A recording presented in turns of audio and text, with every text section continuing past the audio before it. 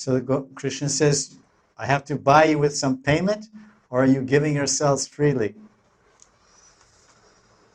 You've been paying us, you've been purchasing us and buying us and paying us since the beginning of our youth.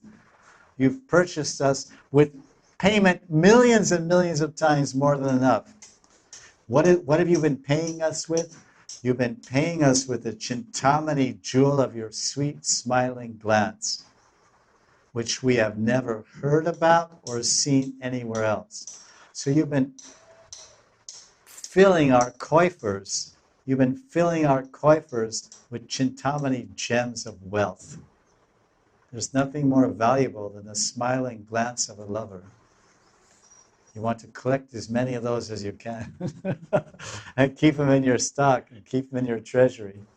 And those sad, dismal, dark, rainy days of winter, when you're all alone and there's no smiles in any direction, then you want to open your coifers, open your treasure chest and say, oh, my lover, she loves me. That payment is the precious Chintamani jewel of your smiling glance.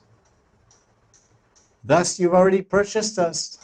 You brought us home, and you brought us home to your place among the bushes of Vrindavan. So you're talking about payment? First, you gave us the Chintamani gems.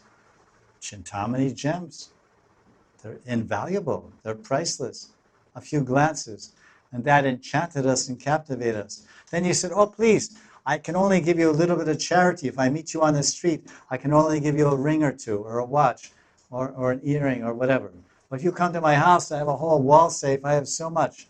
So then you said, oh no, please, I gave you Chintamani gems in my glances. Please, you come to my house. Where's your house? Oh, it's right here.